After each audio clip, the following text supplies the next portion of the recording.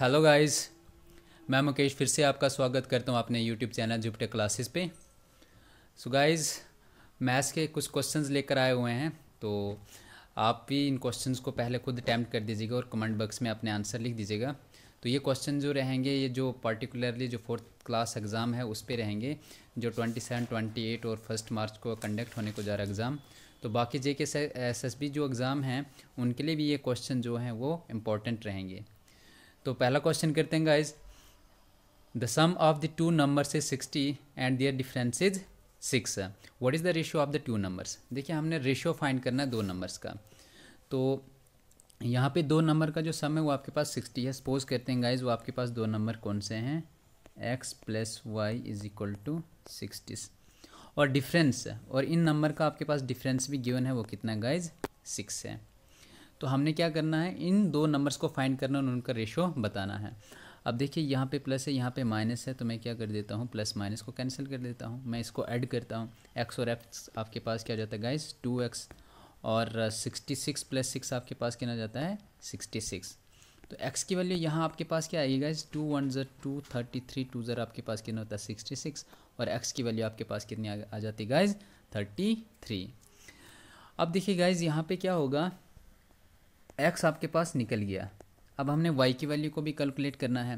तो y की value को हम कैसे कैलकुलेट करेंगे, यहाँ पे x प्लस वाई जो है वो 60 है, तो x की वैल्यू कहीं पे भी आप सब्सटीट्यूट कर दो। तो आप लिखो यहाँ पे 33 plus Y is equal to 60, और y यहाँ से कैलकुलेट करोगे आपके पास आ जाएगा 60 माइनस 33, और 60 माइनस 33 आपके पास कितना जाता है गाइज, 27। ठीक है गाइज, यहाँ तक आपको समझ आ गया।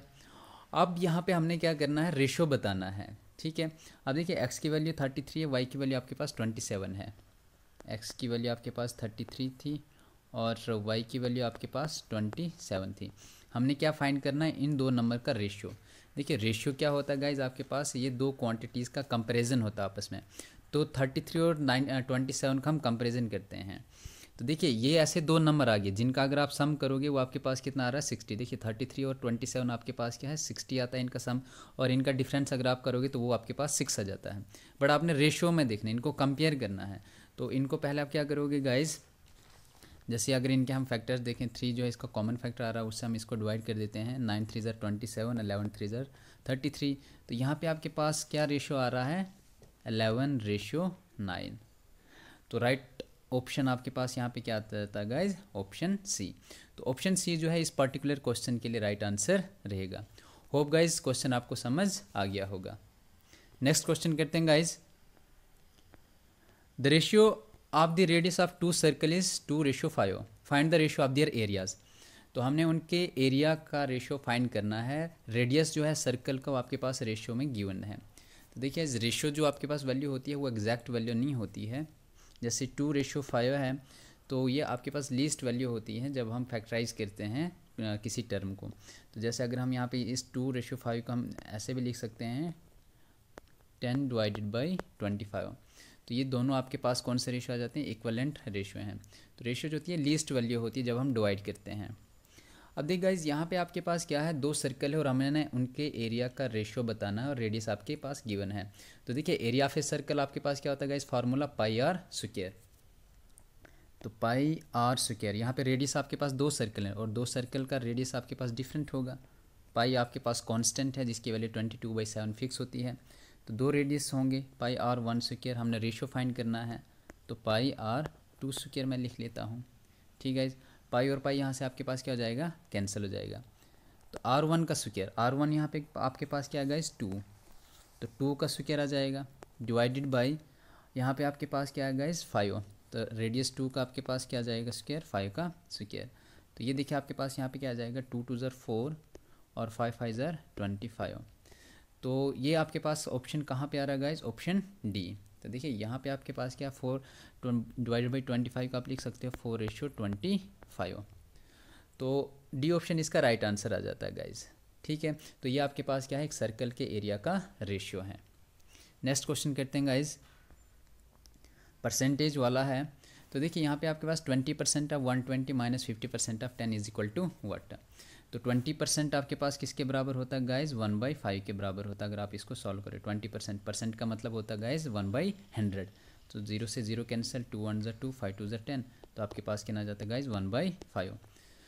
तो 20% को मैं लिख सकता हूँ 1/5 मल्टीप्लाइड बाई यहाँ पे क्या आपके पास 120। ऑफ का मतलब क्या होता है गाइज मल्टीप्लाई, माइनस देखिए 50% आपके पास क्या होता है गाइज 1/2।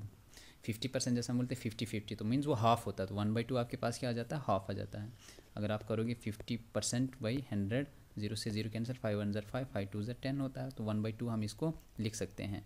ठीक है गाइज, अब हम करते हैं यहाँ पे मल्टीप्लाइड बाई 10, क्योंकि ऑफ है 10 आ जाएगा। 2 1 ज़ा 2, 5 2 ज़ा 10, 5 1 ज़ा 5 और 24 ज़ा 120।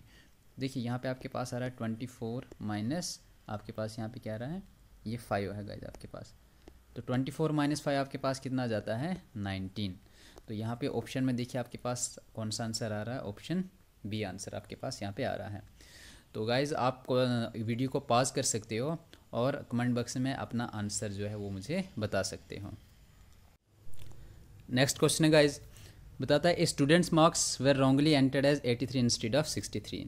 तो बोलता है एक स्टूडेंट्स के मार्क्स जो हैं वो गलती से 63 की जगह 83 लिखे हुए हैं। तो जिसकी वजह से क्या हुआ गाइज, जो एवरेज मार्क्स थे यानी कि जो क्लास के एवरेज मार्क्स थे वो हाफ इंक्रीज हो जाते हैं। ठीक गाइज, तो आपने बताना है कि बताओ जो क्लास में स्टूडेंट्स हैं वो कितने हैं। तो सिंपल है गाइज, यहाँ पे ट्रिक के साथ हम जाते हैं।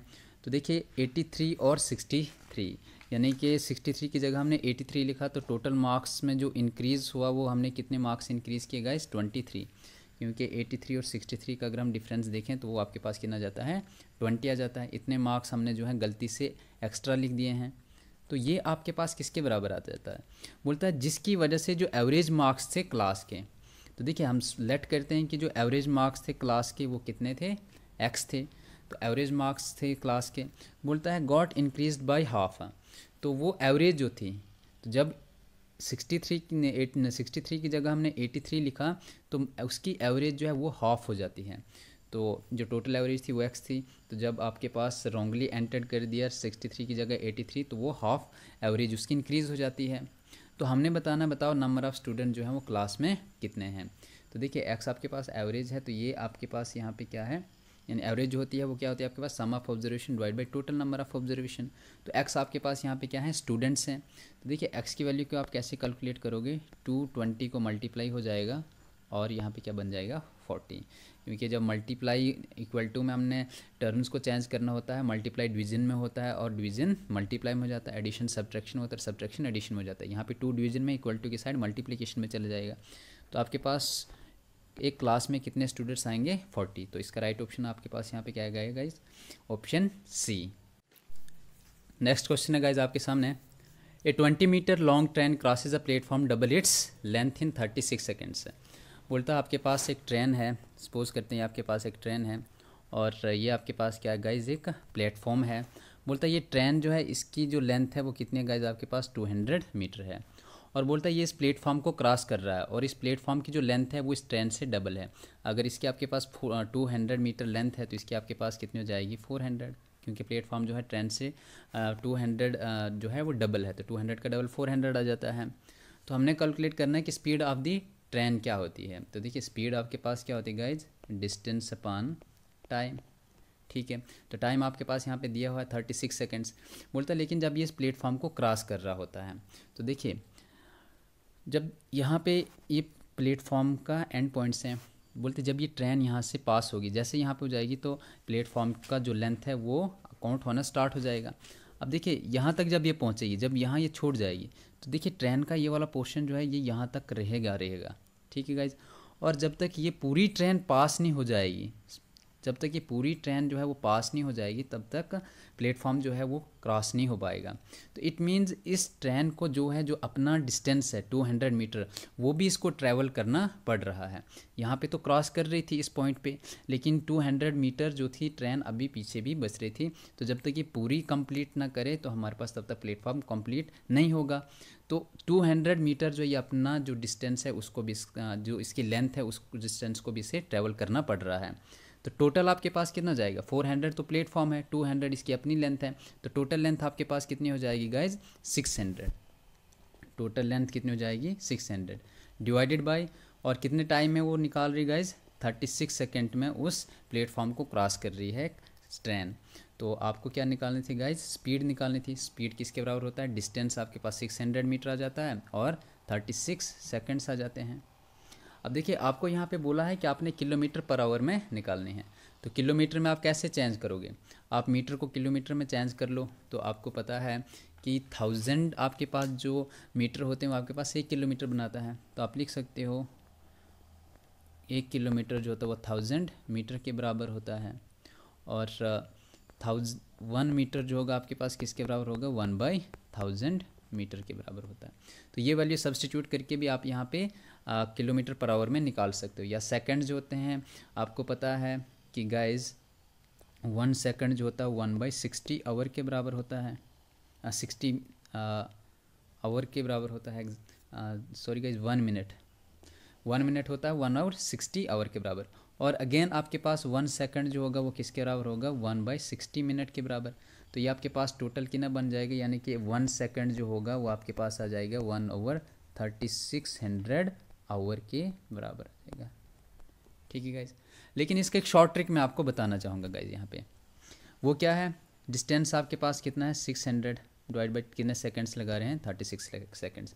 आपने किलोमीटर पर आवर में चेंज करना है, तो आपने मल्टीप्लाई करना है किससे गाइज, 18/5 से।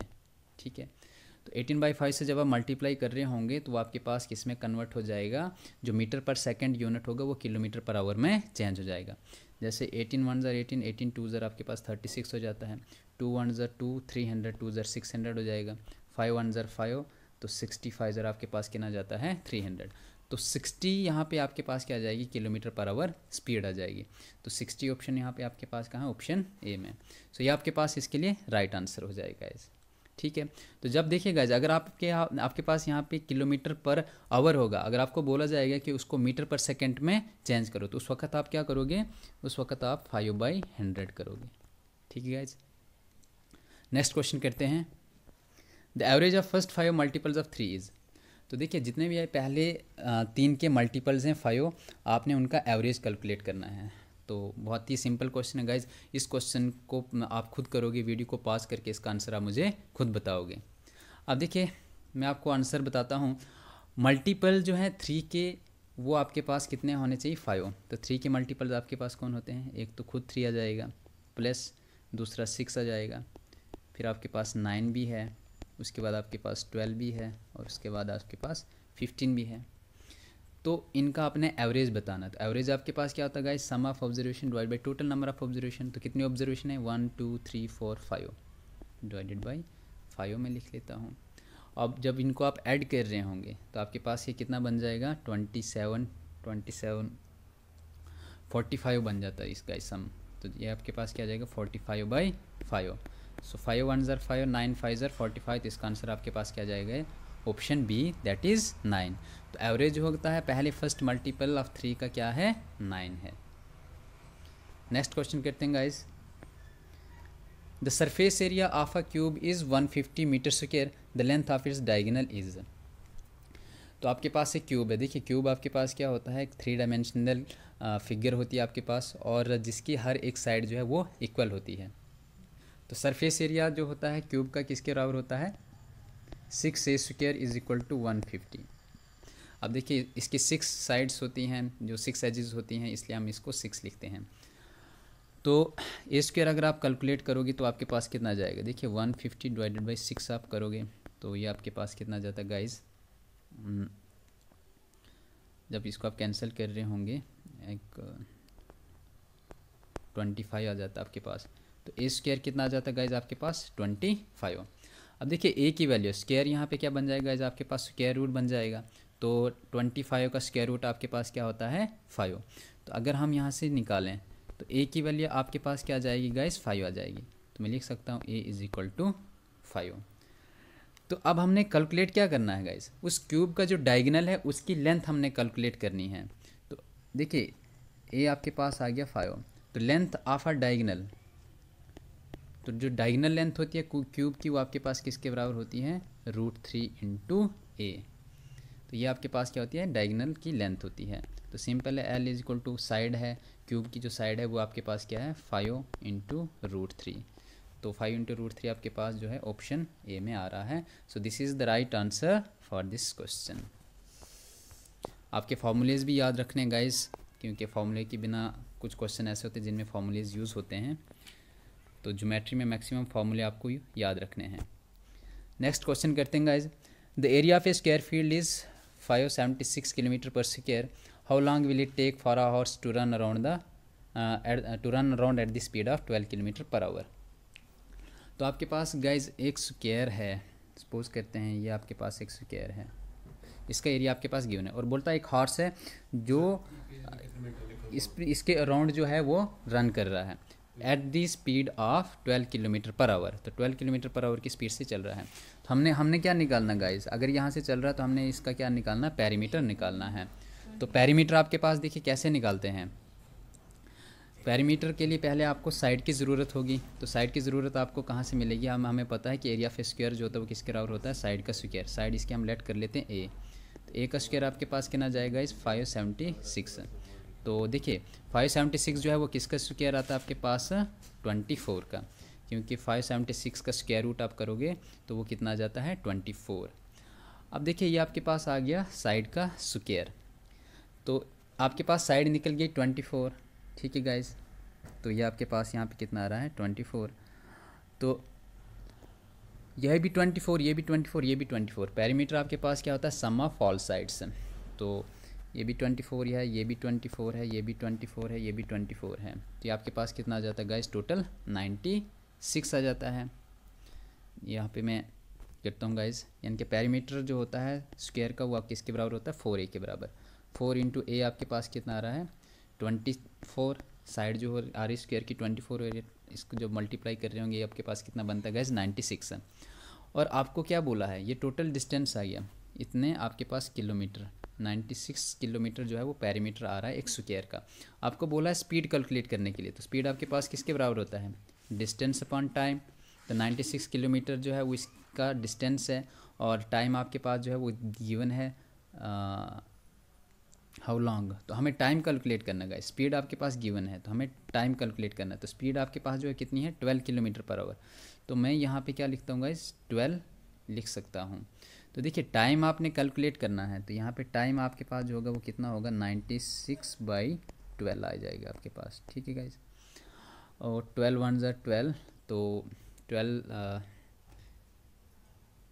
8 ज़र आपके पास कितना होता है गाइस 96 है। So C option is the right answer for this question. तो देखिए आपके पास यहाँ पे क्या कैलकुलेट करना था, टाइम कैलकुलेट करना था। बोलता है कितना टाइम इसको हॉर्स को लगेगा एक जो स्क्वायर आपके पास दिया हुआ है उसको चक्कर काटने का। एक हॉर्स जो है उस स्क्वायर को चक्कर काटने का कितना टाइम लगेगा अगर वो 12 किलोमीटर पर आवर की स्पीड से चल रहा होगा। सो कितना टाइम लगेगा जिसको 8 आवर्स। नेक्स्ट क्वेश्चन करते हैं। If 12 men can complete 1/3 of the work in 8 days, in how many days can 16 men complete the work. ठीक है गाइज, अब देखिए यहाँ पे इस क्वेश्चन को करते हैं हम। तो 12 men can complete 1/3 of work in 8 days। तो 12 लोग जो हैं एक काम को एक जो आपके पास काम है वो 8 दिनों में उसका सिर्फ 1/3 ही कर पा रहे हैं। ये आपके पास 12 men है गाइस, ठीक है। और आपके पास जो है ये सिर्फ 1/3 काम कर रहे हैं 8 days में। कितने डेज़ में गाइस 8 days में। और ये 12 लोग इस पूरे काम को कितने दिन में कर पाएंगे। तो देखिए 8 3 ज़रा आपके पास कितना जाएगा 24, ठीक है गाइज। यानी कि 12 men जो हैं वो इस काम को कितने दिनों में करेंगे 24 days में करेंगे। तो हम यहाँ पे लिख सकते हैं कि 12 men जो हैं एक काम को 24 days में कंप्लीट कर रहे हैं। तो देखिए एक मैन जो है 1 man इस काम को कितने दिनों में करेगा।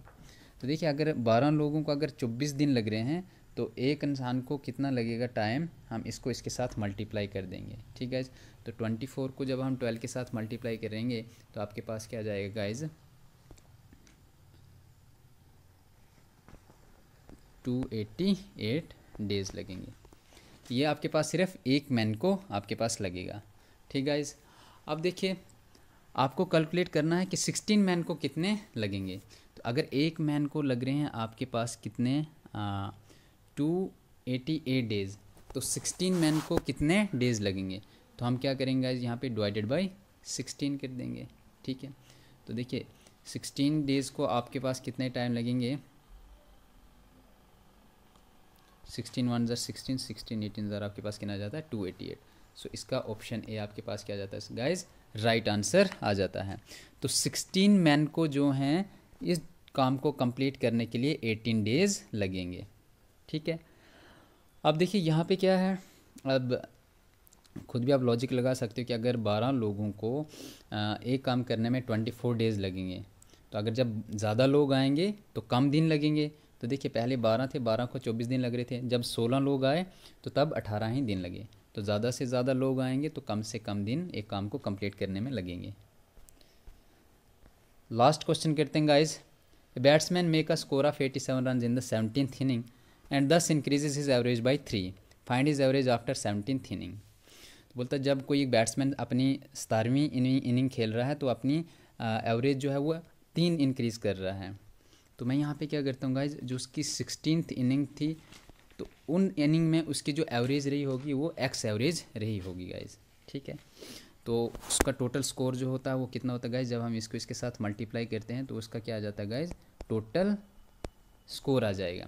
तो टोटल स्कोर उसका कितना आ जाएगा, 60x रहेगा। ठीक है गाइज, लेकिन बोलता है जब 17th इनिंग उसने खेली तो उसमें उसने कितने रन बनाए, 87 रन बनाए। तो ये आपके पास किसके स्कोर थे गाइज, जो 16th इनिंग के ये आपके पास टोटल स्कोर थे। लेकिन जब उसने 17th इनिंग खेली उसमें उसने कितने स्कोर बनाए, 87 स्कोर बनाए। और जब ये बनाए तो आपके पास एवरेज जो है वो कितनी इंक्रीज़ हुई, पहले 16th इनिंग की जो एवरेज थी वो x थी और अब जो है 3 इंक्रीज़ हो गई। ठीक है, डिवाइडेड बाई अब यहाँ पे करें क्योंकि एवरेज जो होती है वो आपके पास किसके बराबर होती है, sum of observation divide by total number of observation. तो 17th इनिंग का ये आपके पास स्कोर है, तो हम इसको डिवाइड करेंगे 17 से, क्योंकि आपके पास एवरेज है, एवरेज किसके बराबर हो गया आपके पास, sum of observation divide by total number of observation. ये इसका टोटल स्कोर है और ये आपके पास 17th इनिंग है। जब हम इसको कर रहे होंगे तो ये यहाँ पे 17 को यहाँ पे x के साथ मल्टीप्लाई करना और 17 को 3 के साथ मल्टीप्लाई करना है। तो ये आपके पास क्या जाएगा, हाँ 17 इंटू एक्स आपके पास आ जाएगा 17x प्लस 17 को 3 से मल्टीप्लाई करूँगा आपके पास क्या आ जाएगा 51। ये किसके बराबर रहेगा, 16x प्लस 80 के बराबर रहेगा, 16x प्लस 87। ठीक है, अब देखिए 17x और 16x, ये 16x इज इक्वल टू किस साइड चला जाएगा। तो जब हम इक्वल टू में टर्म्स को चेंज करते हैं साइन चेंज होते हैं। तो 17x माइनस 16x आपके पास क्या हो जाएगा, x हो जाएगा। और 87 यहाँ पे है तो अगर 51 को इज इक्वल टू के इस साइड में लाऊंगा तो ये आपके पास कितना बन जाएगा, 87 माइनस 51 आपके पास कितना होता है गाइज, 36। ठीक है, तो x की वैल्यू आपके पास क्या आएगी 36।